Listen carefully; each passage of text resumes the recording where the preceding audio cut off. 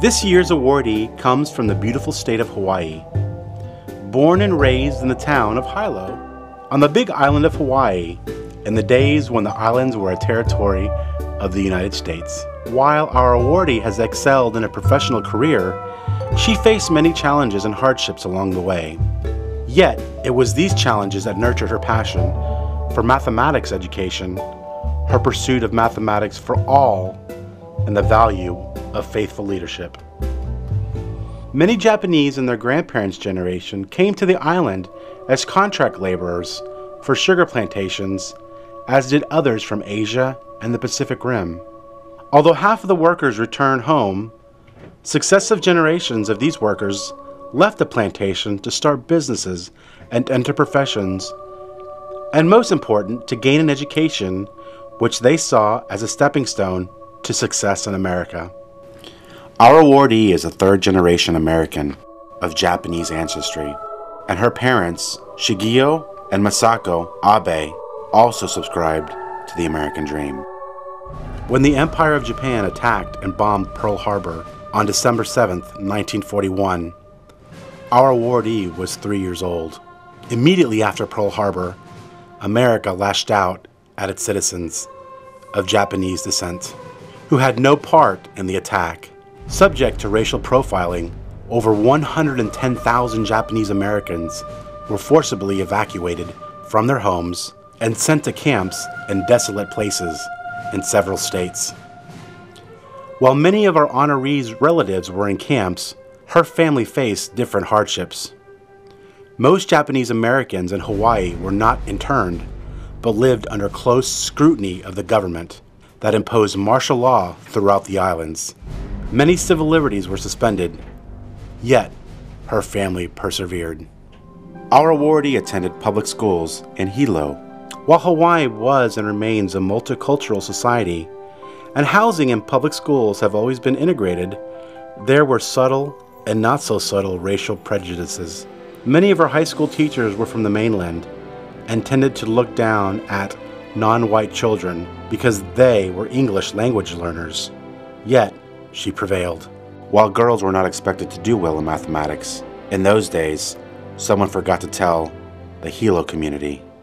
In her high school, some of the best science and mathematics students in her graduating class were both Asian and female. While in high school, our awardee participated and held leadership positions in the Future Teachers of America, the Forensic Society, and the News Bulletin, a weekly campus newsletter. She was selected for the Quill and Scroll Honor Society. She even had a small speaking part in her senior class play, and for many years also learned classic Japanese dancing. As an undergraduate in California, our awardee found that gender was as much an issue as race, particularly in mathematics and science, although she was repeatedly told that since she was Asian, she had to be good in mathematics and science. She was only 3 women in a physics class of 600. One of the other women in the class lived in the same dormitory. The male teaching assistant who graded their papers stopped by one day to make sure they weren't cheating off each other because they were beating most of the guys. She completed her undergraduate work at the University of California, Berkeley, and went to graduate school at the University of Illinois in Urbana-Champaign, where she received both her MA and PhD in mathematics. There she married Roger in 1962, and then encountered some other challenges. While both families were accepting of their marriage, some states did not accept interracial marriages, but they moved forward and had a beautiful son. After brief stints on the faculties of the University of Hawaii at Hilo and St. Louis University, our awardee went on to teach mathematics at St. Louis Community College in Missouri, where she later served as Associate Dean at one of the campuses. While there, because of her life's challenges and hardships, she tirelessly worked to encourage students from underserved populations and to increase the number of women in STEM courses. She began a junior high school mathematics contest on her campus and facilitated a high school contest on a sister campus to foster students' interest in pursuing STEM studies. She and 2 other department chairs created a recognition program for students who began their studies at the developmental level and then advanced to college level courses with excellent grades. She was well known and in demand in Missouri for her bubble show, which demonstrated the geometry of minimal linkages and surfaces by dipping simple models into a soap solution. A video of her presentation is still used to make mathematics exciting for students in grades 5 through 12. She and her husband moved to Arizona as part of their retirement plan to be close to their son and family. In retirement, she now spends 10 hours per week tutoring students at Chandler Gilbert Community College. She has been instrumental in having Chandler Gilbert adopt the contest and recognition program, which she started in St. Louis, and served as a mentor to 2 women participating in the leadership program. She also devotes countless volunteer hours to TODOS, NCTM, and NCSM. For the past 10 years, our awardee's most significant contribution to the mathematics world is that one of mentorship and leadership in national mathematics education professional organizations, including NCSM, NCTM, TODOS, Mathematics for All, and the American Mathematical Association of Two-Year Colleges, AMA-TYC. She also served on a number of NSF panels reviewing proposals for programs in mathematics and mathematics education.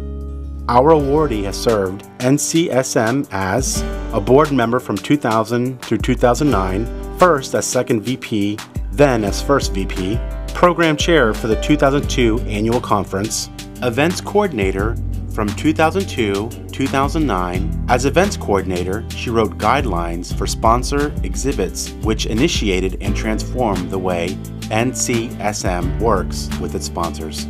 Kay Gilliland, NCSM President 2003 through 2005, wrote in the NCSM Summer 2009 newsletter that our awardee put together all the different parts of the NCSM responsibility for events and made it her job to see that each one ran smoothly. This work multiplied exponentially each year. From site visits to tie-down meetings, from initial planning to thank you notes, she did it all. She checked on seating arrangement, staging, and AV requirements for each conference, meal function, and reception. She anticipated every necessary detail and took care of it. She made sure doors opened on time, the signage was correct, and the walkie-talkies were in place. She collaborated with NCTM to ensure good communications regarding all events. She put together a complete description of each aspect of her work. During most 10 years of the NCMS board, she brought NCSM her talents and skills, and she fashioned NCSM into a professional organization like no other. A member of the 2011-2012 Nominations Committee, a member of the 2012 Annual Conference Proposal Review and On-Site Program Committee.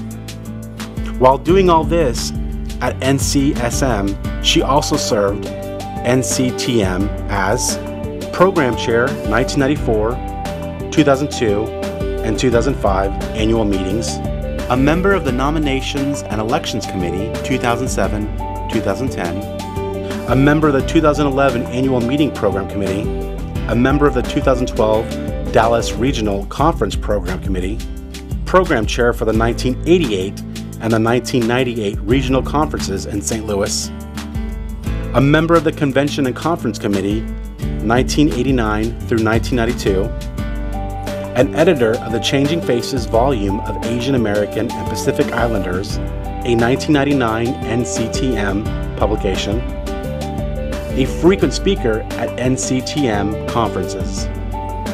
While serving these 2 organizations, she also found time for TODOS, Mathematics for All, as a volunteer executive secretary from 2009 till the present, a board member and conference committee chair 2006 through 2008, editor for the monthly TODOS electronic news for the past 2 years, a reviewer of parts of the first draft of the Common Core State Standards in Mathematics.